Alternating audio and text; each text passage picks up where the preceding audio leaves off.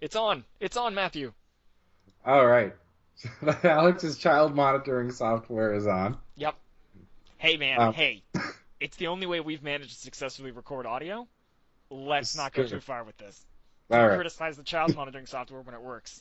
Fair enough. Oh my god. So where were we? We were talking about. You Oh, know, oh my let's. god, that bill in Ontario.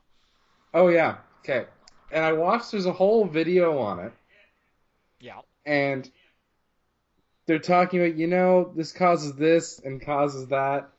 Now, there's a guy. He's the community safety minister. Okay. Yeah. He's the one who's doing the conference with the legislation they're drafting and all this stuff, right? Yeah. And he was saying, well, they can't be just saying yes, but this will have the full force of law. He goes, you're trying to say the charter does not have the full force of law? I know, right? Like, what the fuck? Because I believe it's Article 52, which says that the charter is the supreme law of Canada, Hmm. and anything that is inconsistent with it is unenforceable for the length of the inconsistency. Yep. I mean, it's something along those lines. There is an article in it that states something along those lines. It's either 52 or 32. I always get them backwards. Okay, if you But say so. yeah, I don't have the number handy, but I know there is one. yeah. Either way, like, and some people are applauding this by being like, yeah, we're saying that they can't do this, and there's already consequences. And They if couldn't do it before, guys. I know, but here's what winds me up is when police officers in Canada, similar to the States and other countries, right, when they go in to take that position, Yeah. they take an oath. Yes, they do.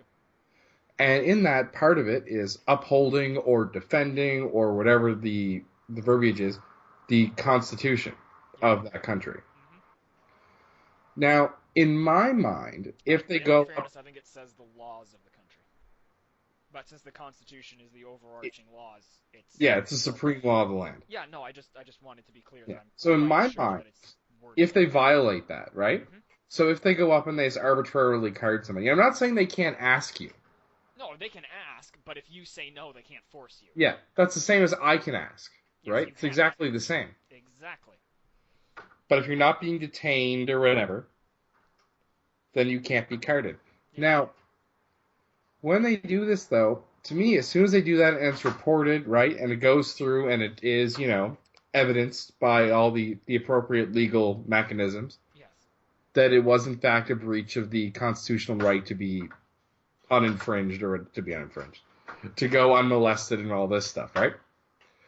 If that's valid, then the officer has broken his oath and should be discharged. Yeah.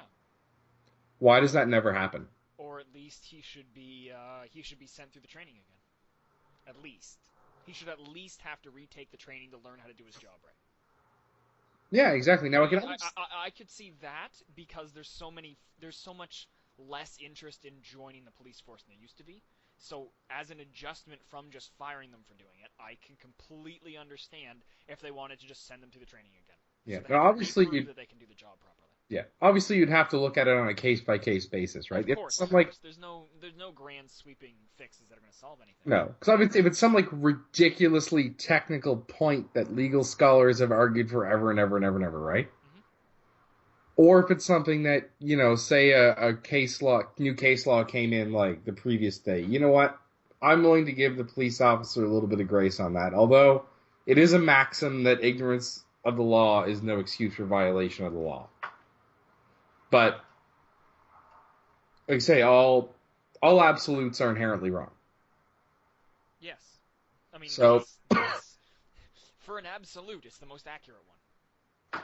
yeah, well, it's a maxim. It's beyond contestation. But Well, the except for the fact that it itself contradicts its own statement because it is a sweeping statement, and the sweeping statement yeah, can't be wrong. And other than it excluding itself, yeah, it seems to stand to reason.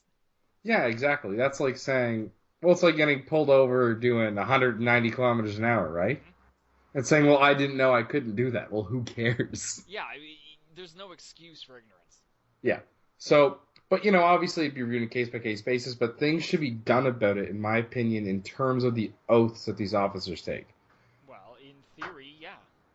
And then again, that should also apply to politicians, because I believe when you're sworn in as MPs and all these things, you either swear or affirm or whatever, Yeah. something to the same effect Uh, I don't think it's about the laws of the country. I think it's to represent the interests of your of the people. constituents. Yeah. Yeah, but I think that's about where theirs goes. Again, I don't have it handy. No, neither do I. But even along those lines, right? Hmm.